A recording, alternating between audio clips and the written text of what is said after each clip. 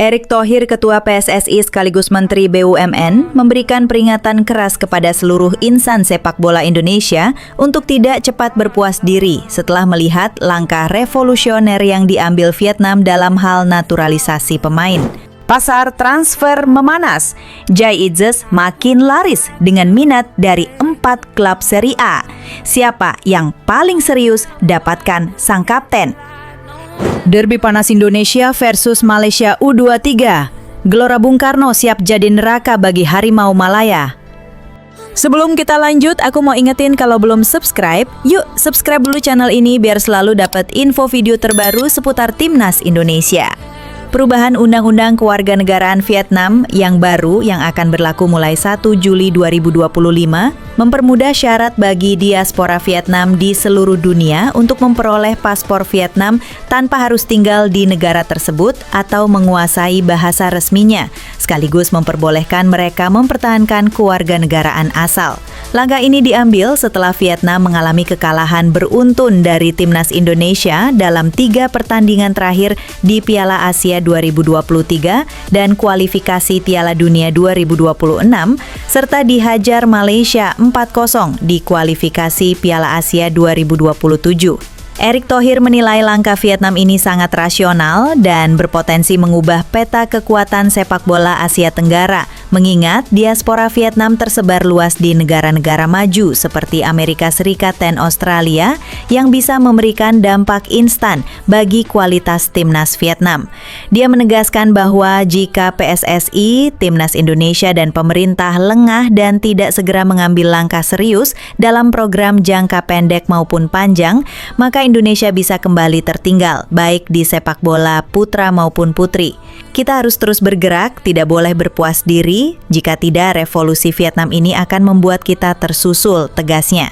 Dengan perubahan aturan ini, Vietnam berpotensi merekrut pemain-pemain berkualitas dari liga-liga top dunia yang memiliki darah Vietnam, sementara Indonesia harus mempercepat pembinaan pemain muda, meningkatkan kompetisi domestik, dan memaksimalkan program naturalisasi yang lebih terarah agar tidak kehilangan momentum sebagai kekuatan baru sepak bola Asia Tenggara.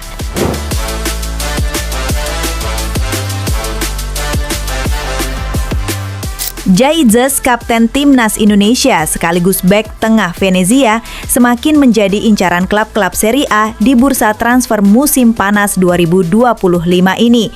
Dengan Udinese, Bologna, Lecce, dan Fiorentina bersaing ketat untuk mendapatkan tanda tangannya.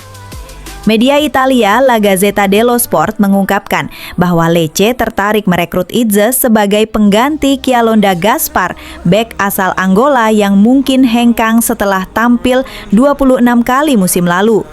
Sementara Itzes sendiri menunjukkan performa solid dengan 36 penampilan untuk Venezia di berbagai kompetisi. Udinese yang baru saja kehilangan Jaka Bijol setelah dijual ke Leeds United seharga 22 juta euro, sang Pekin 389 miliar rupiah semiala, menjadikan Itzes sebagai target utama dengan harga sekitar 6 juta euro, setara 6 miliar rupiah. Sedikit di bawah nilai pasarnya yang mencapai 7,5 juta euro, 132 miliar rupiah, menurut Transfer Market. Namun Udinese harus bersaing dengan Bologna dan Fiorentina yang juga mengincar bek berusia 25 tahun itu. Apalagi Itzes masih memiliki kontrak hingga 2027 dengan Venezia yang baru saja terdegradasi ke Serie B musim depan.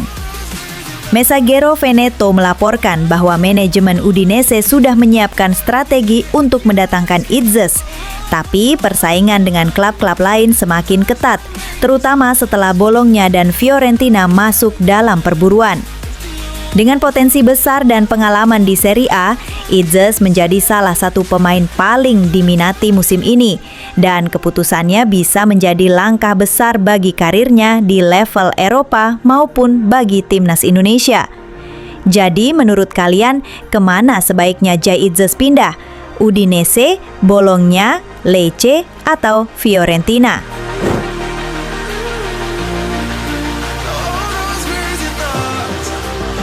Turnamen Piala AFF U23 2025 akan digelar di Indonesia sebagai tuan rumah pada 15 hingga 29 Juli 2025 dengan grup A yang mempertemukan timnas Indonesia U23 dengan Malaysia, Filipina, dan Brunei Darussalam, di mana laga antara Indonesia dan Malaysia menjadi pertandingan paling dinantikan karena rivalitas sengit kedua tim yang telah berlangsung bertahun-tahun, termasuk memori panas seperti pertemuan mereka di kualifikasi Piala Dunia 2022 zona Asia pada 2019 di Stadion Utama Gelora Bung Karno, Jakarta, yang saat itu dimenangkan Malaysia 3-2. Disertai kericuhan penonton membuat gelandang Terengganu FC, Muhammad Akram Mahinan, yang pernah merasakan atmosfer panas tersebut, memberikan pesan kepada pemain muda Malaysia U23 agar tetap fokus dan tidak terpengaruh provokasi supporter saat berlaga di Gelora Bung Karno bulan depan.